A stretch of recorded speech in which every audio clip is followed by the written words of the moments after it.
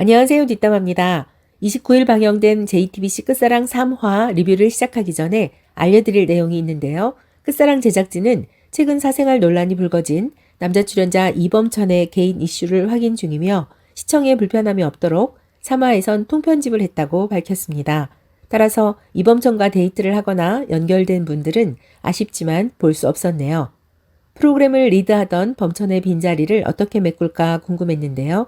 연극 배우로 알려진 진휘의 방송 분량이 지난 회차보다 대폭 늘었네요. 진휘는 이목구비가 뚜렷해서 인상이 강해 보이지만 순간순간 위트가 있고 타인을 배려할 줄 알며 츤데레 같은 매력이 있어서 주인공 각으로 떠올랐습니다. 이번 회차는 여성 입소자들의 이야기가 담긴 인생의 밤이라는 각자의 소개 영상으로 시작해 서로에 대해 인간적으로 좀 더 깊이 있게 알아갈 수 있게 되었죠. 또한 여자, 남자, 매기가 등장하면서 새로운 변화의 바람을 예고했네요. 여자 매기는 미스코리아 출신이라니 외모는 안 봐도 예상이 되시죠? 10대 소년부터 80대 할아버지까지 여성을 선택할 때 모든 남성의 첫 번째 질문이 예뻐? 라는 점을 생각하면 남출들의 마음을 얼마나 흔들어 놓을까? 지금까지 굳건하던 애정 전선에 어떤 움직임이 있을까 궁금해지는데요. 여자 매기뿐만 아니라 남자 매기까지 동시에 등장하면서 큰 틀이 움직일 것 같아요. 이분도 모델급으로 큰 키에 훤칠하고 얼굴은 배우처럼 잘생겨서 범상치 않은 느낌을 주었는데요.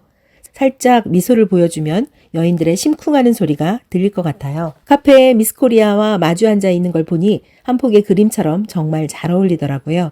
두 사람이 등장하면서 끝사랑 분위기가 확 달라질 것 같은데요. 남자 매기를 본 정수기는 눈이 번쩍 뜨이고 코가 뻥 뚫리는 느낌이라고 표현했고 은주는 너무 멋있다며 매력에 빠질 것 같다고 했죠. 남자 매기는 등장하자마자 세련된 칼질로 여출들의 정신을 뒤흔들어 놓았고 남출들도 충격적이라고 발언한 걸로 보아 존재감은 확실한 분 같아요.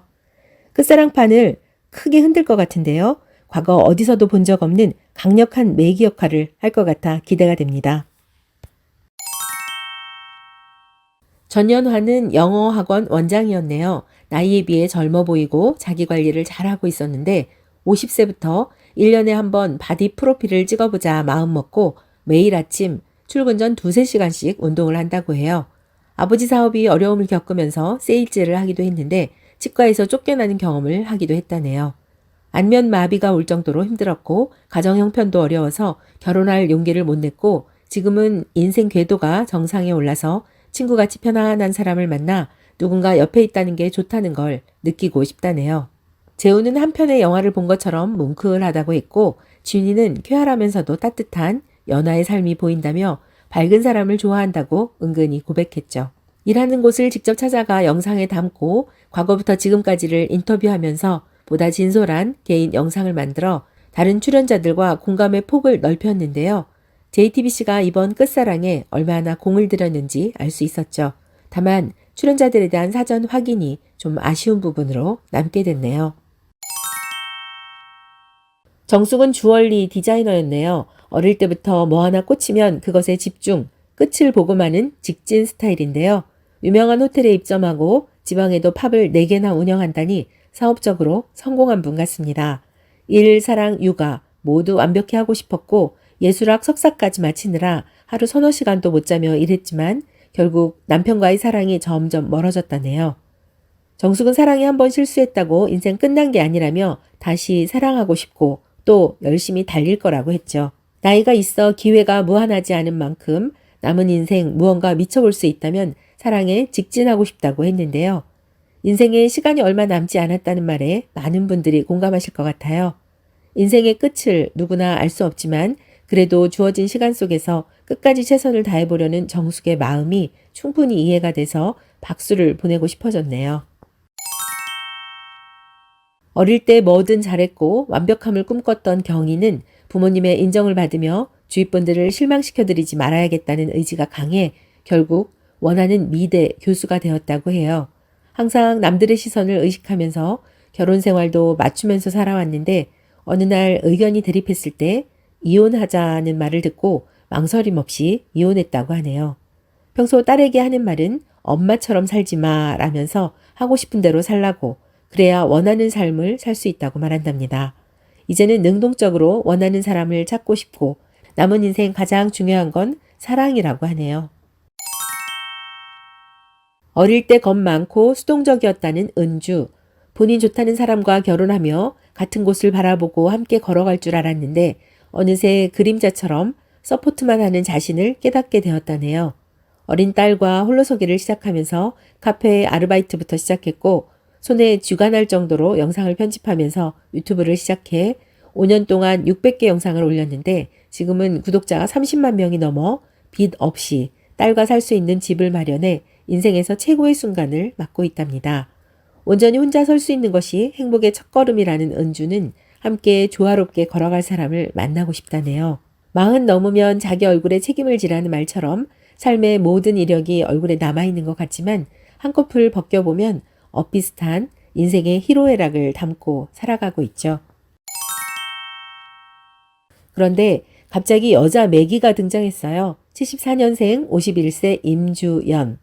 95년도 미스코리아에 강원 진으로 출전한 분이었네요. 지금도 관리를 잘해서 남다른 포스를 풍겼죠. 연하는 라이벌이 등장한 것 같아 질투가 난다고 했고 경희는 매기의 등장에 긴장된다면서도 우리 세대는 외모가 절대적 무기가 되지 않을 거라며 강한 자신감을 보였네요. 주연은 우연히 미용실 원장님 권유로 출전했고 방송사 리포터, 홈쇼핑 일을 하다 옷에 관심이 많아서 방배동에 의류 매장을 열고 10년째 운영해오고 있답니다. 그동안 몇 번의 연애가 있었지만 즐겁지 않았고 그 후 아무 일도 일어나지 않는 삶이 반복됐다네요. 80대에도 여전히 사이좋은 부모님을 보면서 이제 본인도 일상을 함께할 좋은 사람을 만나고 싶다고 했죠. 주연은 방송사 리포터를 해서 그런지 궁금한 걸 물어보고 잘 웃으며 금세 사람들과 잘 어울렸는데요. 남출들도 친절하게 대하면서 새로운 기류가 형성되는 것처럼 보였죠. 여출들이 긴장하고 주연을 의식하면서 앞으로 새로운 그림이 펼쳐질 것 같아요. 범천을 통편집해서 드러냈지만 진휘가 그 부분을 잘 채워주었네요. 요리를 잘 하진 않지만 남들이 맛있게 먹는다며 본인의 레시피로 저녁 밥상을 차렸고 여출들의 환호를 받았죠. 뭘 해야 할지 몰라 어리둥절하고 있는 입소 1일차 주연에게 진희는 본인도 첫날 서먹서먹했다며 곧 나아질 거라고 주연을 격려하는데 둘이 서로 빤히 바라보는 눈빛을 보니까 어느 순간 통할 수도 있을 것 같아요. 바다낚시 데이트를 이야기하다가 준희의 로망이 사랑하는 여성에게 12첩 반상을 해주며 이제 시작이야 라고 말하는 거라고 하자 많은 여출들이 눈을 빛내며 관심을 보였죠. 끝사랑에서 12첩 반상의 주인공을 찾게 될지 궁금해지네요. 매일 밤 오늘 당신의 끝사랑에 가장 가까운 사람에게 익명으로 편지를 쓰라고 하는데요. 은주의 마음에 변화가 있었던 것 같아요. 누군가에게 편지를 썼다가 찢어버렸는데 아마도 3일차엔 대상이 바뀔 것 같습니다. 아날로그 방식으로 손편지를 쓰기 때문에 글씨체를 비교해보면 지난번 편지 주인공과 같은 사람인지 다른 사람인지 금방 알 수 있었는데요. 대체로 큰 변화 없이 이날 데이트한 분들을 선택했고 첫 등장한 여자 매기 주연이 준희에게 편지를 쓰면서 준희는 2통의 편지를 받았죠.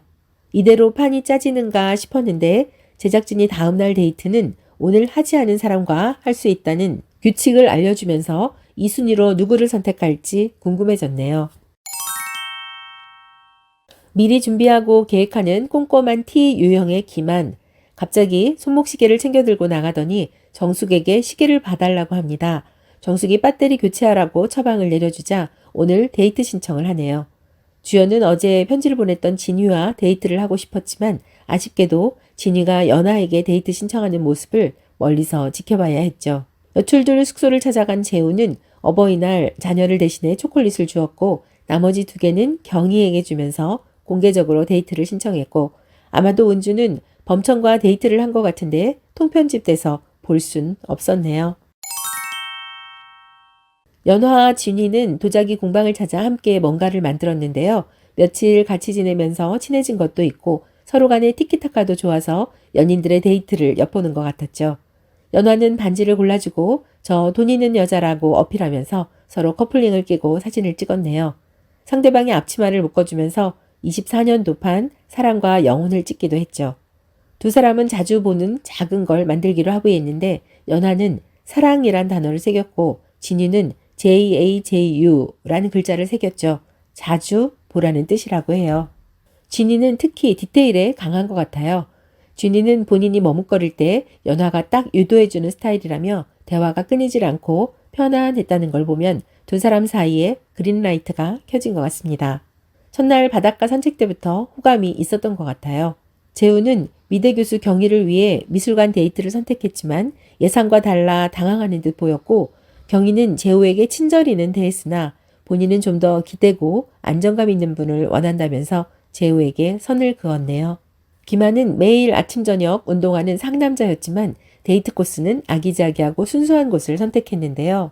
정숙과의 데이트 장소는 서점이었죠. 책을 구경하거나 읽거나 혹은 서점에서 쉬는 걸 좋아한다는데요. 같이 있을 때 편안한 분을 좋아해서 정숙에게 데이트를 신청했답니다. 그런데 갑자기 침대 따로 쓰는 건 어떻게 생각하냐는 질문을 훅 던져서 정숙을 당황하게 했죠.